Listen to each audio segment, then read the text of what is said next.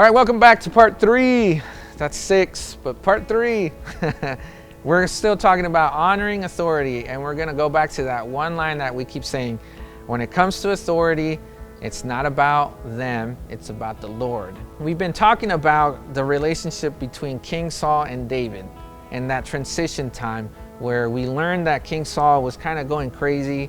He was making really bad decisions, and David had the opportunity to take King Saul's life, but he understood what the Lord was doing. He understood the Lord's plan, meaning he trusted him, and he didn't try to rush things, or he didn't rebel in a manner that was going to damage his blessings or his kingdom.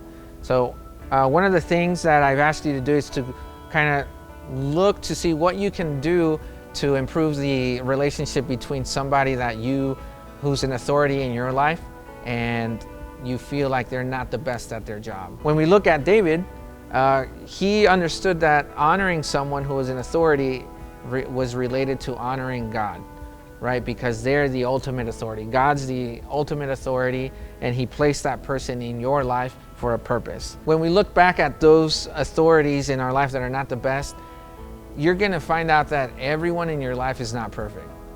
Your parents, your teachers, even your favorite teacher or favorite coach, they're not perfect. Yeah, they might do things that you really like, and you like the way they speak or the way they motivate you. But if you pull them out of that situation and you see how do they handle their life at home, how do they handle life with other coworkers, you're going to find flaws. You're going to find things that you don't like, and they'll make you question, like, oh man, I thought he'd be a little bit different, or I thought he'd handle, or she would handle that in a different manner.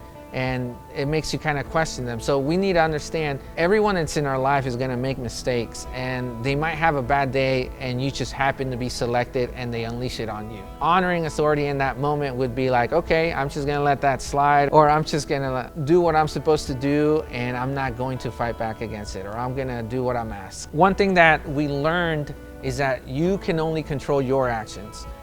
The best example was when David had the opportunity to kill King Saul, right? He could have ended that whole thing, because if I'm correct, King Saul pursued David for several years. It wasn't just like, oh, it was a summer and it was done.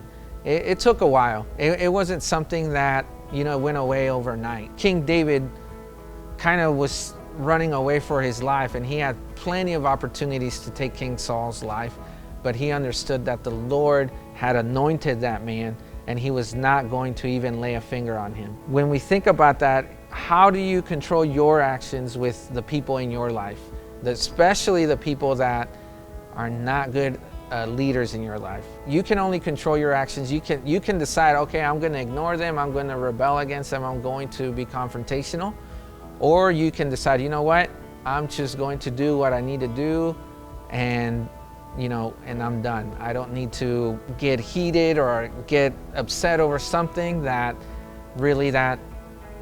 doesn't really matter as much as honoring the Lord, right? So your response matters more than their actions, right? Just like David, him recognizing that the Lord was going to bless him, make him king one day, he knew that he needed to make the proper decisions early on as he was in that transition period. The same goes with you. With you making the proper decisions, making decisions that honor the Lord, it's going to bless you as you go into an adult. As you're, become an adult and you're on your own, the Lord will bless you, because you will see that you honoring people that are authorities in your life only brings blessings, even if it's someone that doesn't deserve it. Thank you for sticking around this week. And we go back to that line. It's like, when it comes to authority, it's not about them, it's about the Lord. So I hope this taught you on how to honor authority, even when you feel like they don't deserve it. You just got to remember that as you honor these people, you're honoring the Lord, and the blessings will come on your life. So, bye.